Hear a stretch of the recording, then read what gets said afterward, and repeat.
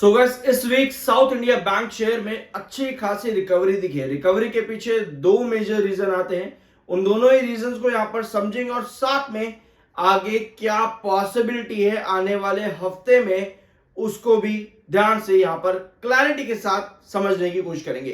Quarter to का pre analysis मिलेंगे तो वीडियो को एंड तक देखना और सब्सक्राइब कर देना because we are NISM 7 certified which is a SEBI registered exam.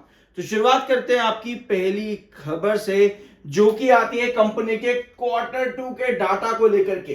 Company ने बताया है कि कंपनी का एडवांस जो है वो इंक्रीज हुआ है ईयर ऑन ईयर, यानी कि फाइनेंशियल ईयर बेसिस पे 8.9% का इंक्रीज है सितंबर टू सितंबर। इस क्वार्टर टू के डाटा में कंपनी के एडवांसेस आए हैं 92,287 करोड़, जो कि पिछले साल थे 84,714 करोड़। और अगर क्वार्टर ऑन क्वार्टर बेसिस पर देखोगे तो वहां भी 3.5% का इंक्रीज देखने को मिला है। 89,198 करोड़ कंपनी ने जून क्वार्टर में शो किया था अपना एडवांसेस, जो कि सितंबर क्वार्टर में आया है 92,287 करोड़ का। तो ये इंक्रीज कंपनी ने शो किया है बोथ फाइनेंशियल ईयर बेसिस यानी कि ईयर ऑन ईयर बेस पे और क्वार्टर ऑन क्वार्टर बेस पे कंपनी के एडवांसेस में इंक्रीज है क्वार्टर टू का डाटा। ठीक है, अगली खबर पे आते हैं। अगली खबर इसी हफ्ते जो हमको देखने को मिली थी वो थी आरबीआई का रेपो रेट जो कि अनचेंज्ड रहा है। बैंकिंग और फाइनेंशियल सेक्टर में अच्छी रिकवरी दिखी थी इस हफ्ते क्योंकि आरबीआई ने ये रेपो रेट अनचेंज रखा और इसके साथ में जीडीपी का आउटलुक भी इससे पॉजिटिव हो जाता है। एक अच्छी ग्रोथ वहां पर देखने को मिल सकती है इस रेपो रेट के अनचेंज रहने से। तो काफी चीजें पॉजिटिव थी इस हफ्ते और मार्केट ने भी एक ही सेशन में लगभग 700 पॉइंट की तेजी दिखा दी थी। तो मार्केट एक्सपर्ट्स काफी ज्यादा बुलिश है साउथ इंडियन बैंक में, जैसे कि जुलाई 20 को आईसीआईसीआई सिक्योरिटीज ने 40 का टारगेट दिया था बाय की रेटिंग के साथ में। ऑल्दो अभी तक ये टारगेट अचीव हुआ नहीं है, जुलाई में दिया था। वही जुलाई 19 को आनंद राठी ने भी बाय की रेटिंग दी थी, 42 का टारगेट दिया था, अभी तक अचीव हुआ नहीं है फिलहाल।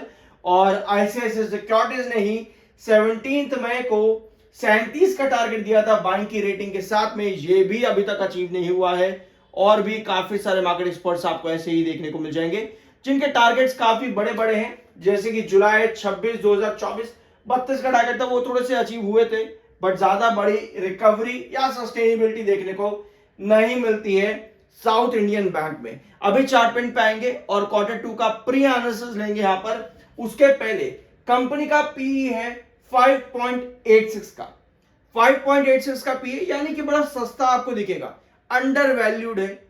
लेकिन पी आपको दो चीजें बताता है, पहला अंडर वैल्यू, दूसरा इन्वेस्टर्स इंटरेस्टेड ही नहीं है ज्यादा पैसा देने के लिए कंपनी में इन्वेस्ट करने के लिए। दो चीजें बताता है आपको भैया, अंडर वैल्यूड है मतलब कि भैया खरीदो, दूसरा इन्वेस्टर्स तैयार ही नहीं है भैया 5 रुपए पर भी खरीदने को, 5 के पीई पर भी खरीदने को इन्वेस्टर तैयार नहीं है, तो भैया ये होता है नेगेटिव। पॉजिटिव नेगेटिव दोनों चीजें बताता है। अब आते हैं बुक वैल्यू पे। भैया बुक वैल्यू प्रेजेंट प्राइस से 39.8 रुपीज पे, यानी कि प्रेजेंट प्राइस से कंपनी की बुक वैल्यू ऊपर है। बुक वैल्यू डिपेंड करती है कंपनी के कितना डिविडेंड कंपनी प्रोवाइड कर रही है, उस पर बुक वैल्यू डिपेंड करती है। साथ में कंपनी रिटर्न्स कितना दे रही है और कंपनी के क्वार्टर किस तरह से इंप्रूव हो रहे हैं, हर क्वार्टर किस तरह से कंपनी इंप्रूव कर रही है, इन सब चीजों पर आपकी बुक वैल्यू डिपेंड करती है। अभी 39.8 रुपीज की आपकी बुक वैल्यू यहां पर बनी हुई है।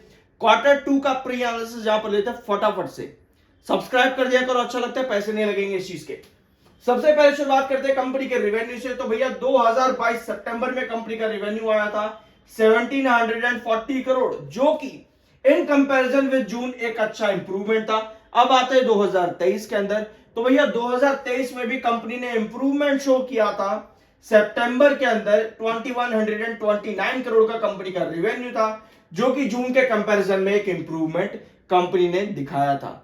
अब आते हैं 2024 में। तो भैया 2024 में भी कंपनी का रेवेन्यू इन कंपैरिजन विद जून अच्छा देखने को मिला। तो भैया 2024 में भी यही कहानी कंपनी की रही। अब 2025 में कंपनी का रेवेन्यू है 2362 करोड़ का। क्या कंपनी अपने पास्ट नंबर्स को कंटिन्यू कर पाएगी? अभी क्या नजर आ रहा है, अभी पास्ट नंबर्स देखते हुए ये चीज क्लियर है, ये चीज क्लियर है पास्ट नंबर्स देखते हुए कि सितंबर क्वार्टर जून के कंपैरिजन में पॉजिटिव देखने को मिलता है। तो भैया चांसेस हाई बन जाते हैं यहां पे कि कंपनी अच्छा रिवेन्यू लेकर के आ सकती है, क्योंकि बेंचमार्क ऑलरेडी क्रिएट कर रही है 22, 23 और 24 में भी सितंबर क्वार्टर के अंदर कंपनी। तो 2025 भी पॉसिबिलिटी है कंपनी अच्छा रिवेन्यू ग्रोथ जनरेट करे। अब आते हैं कंपनी के फाइनेंसिंग प्रॉफिट परसेंटेज पे, तो भैया वो थोड़ा सा नेगेटिव ही देखने को मिलता है बैंकिंग सेक्टर में इंडिया के, कुछ ज्यादा पॉजिटिव यहां पर फिलहाल नहीं है साउथ इंडियन बैंक में। -8% पिछले क्वार्टर के अंदर था, जिसकी वजह से कंपनी की जो प्रॉफिटेबिलिटी है ना एट द एंड वो भी इफेक्ट होती है कहीं ना कहीं। बट अदर इनकम से कंपनी कितना माल उठा रही है, एक बार देखता है अदर इनकम से कंपनी कितना उठा पा रही है। तो भैया अदर इनकम से कंपनी का 622 करोड़ आ रहा है, अदर इनकम से कंपनी का 622 करोड़ आ रहा है। Otherwise financing margin percentage company का कुछ भी नहीं है, ठीक है। तो जो 622 करोड़ कंपनी का अदर इनकम में से आ रहा है, उसमें कंपनी लगभग 26% का टैक्स दे रही है, जिसके बाद कंपनी की प्रॉफिटेबिलिटी बन जाती है 322 करोड़ की, और डेप्रिसिएशन हटा करके, टैक्स परसेंटेज हटा करके कंपनी की प्रॉफिटेबिलिटी काफी ज्यादा डिपेंडेंट है अदर इनकम से जो कंपनी जनरेट कर रही है। अदरवाइज कंपनी के एक्सपेंसेस, यहां पर आपको कंपनी का इंटरेस्ट बहुत हाई है, जिसकी वजह से कंपनी के फाइनेंसिंग प्रॉफिट ही नेगेटिव में चले जाते हैं। तो कुछ खराबियां कंपनी के नंबर्स में है भैया, जिसकी वजह से आपको ये साउथ इंडियन बैंक बार बार एक रेंज पर लंबा लंबा कंसोलिडेशन करता देखने को मिलता है। फिलहाल अगर आप यहां पर देखोगे तो मई के महीने में आपको एक बढ़िया रैली दिखी थी, और जून की शुरुआत से लगभग आप अभी तक एक रेंज के अंदर रिबाउंड यहां पर कर रहे हो। अब इस रेंज में आपके क्या क्या इंपॉर्टेंट लेवल्स आते हैं, मिड सुपरा यहां पर लगाते हैं, मिड बेस आप यहां पर कह लो। मिड बेस जो आपका यहां पर बनेगा वो आएगा लगभग आपका 28.90 के आसपास, 28.90, ठीक है। ये आपका मिड बेस हो जाता है 28.90। अगर आपको दिख नहीं रहा है एटलीस्ट सुन लेना, 28.90 का है मिड बेस आपका। और मिड रिस्ट्रिक्शन आपका आता है, मिड रिस्ट्रिक्शन ये आपका बनेगा लगभग 30 रुपए 20 पैसे के आसपास, ये आपका मिड रिस्ट्रिक्शन है। क्रूशियल रिस्ट्रिक्शन आपका आता है ऑन चार्ट 31.10 का, ठीक है। तो ये लेवल्स मार्क करने जरूरी है। क्रूशियल बेस आपका आता है कितने पे, 26.50 पे। तो ये चार लेवल्स बहुत ज्यादा जरूरी है अभी साउथ इंडियन बैंक में। और जून की शुरुआत से लेकर के पिछले लगभग 4-5 महीने का डाटा अगर आप देखोगे तो यही पैटर्न आपको देखने को मिला है, मिड बेस से लेकर के क्रूशियल बेस, क्रूशियल रिस्ट्रिक्शन के बीच में। अब पिछले 3 सेशन में आपकी रिकवरी स्ट्रांग हुई है। थोड़ा सा जूम ही कर लेते हैं यहां पे, सब्सक्राइब कर दिया करो, बार बार बोलने की जरूरत नहीं पड़नी चाहिए, ठीक है। तो ये रिकवरी आपकी जो बनी है, ये आपकी बनी है 28.90 के मिड बेस से, 28.90 के मिड बेस से आपकी ये रिकवरी यहां पर बनी है। अब 3 सेशन के अंदर लगातार तेजी है। अब ये तेजी के अंदर आपका बहुत जल्द आ रहा है 30.20 का रिस्ट्रिक्शन, 30.20 का मिड रिस्ट्रिक्शन आपका बहुत जल्दी यहां पर आ रहा है। हमें क्या चीज चाहिए, देखो कोई भी स्टॉक कभी भी अपने रिस्ट्रिक्शन के पास जैसे ही आ रहा है ना, आपको अगर इस तरह की कंडीशन दिख जाए, मतलब कि अचानक से एक रेड कैंडल वहां पर फॉर्म हो जाए इस तरह की, अगर आपकी इस तरह की कैंडल फॉर्म हो रही है, मतलब कि वो रिस्ट्रिक्शन जो है वो ब्रेकआउट नहीं होगा, वहां से आपको गिरावट देखने को मिल जाएगी, ठीक है। तो हमें ये कैंडल नहीं चाहिए, हमें चाहिए आपके पास क्या फॉर्मेशन बने, हमें चाहिए आपके पास एक ब्रेकआउट की कंडीशन बने। अब वो ब्रेकआउट किस तरह का होता है, वो ब्रेकआउट होता है कि रिस्ट्रिक्शन के ऊपर ही क्लोजिंग आपकी आ जाए।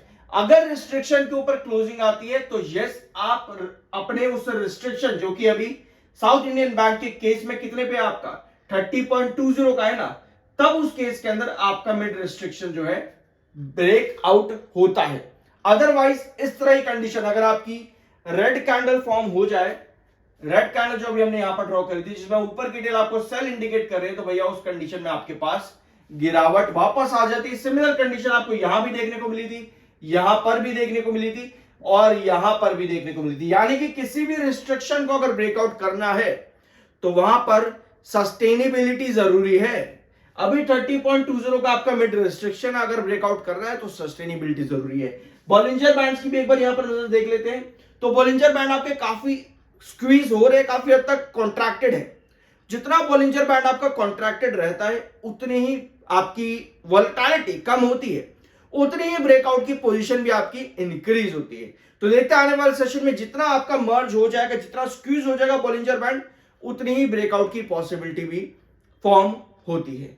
बाय एसएल की कोई रिकमेंडेशन नहीं, वो आपकी अपनी मर्जी और अपना ओपिनियन होना चाहिए।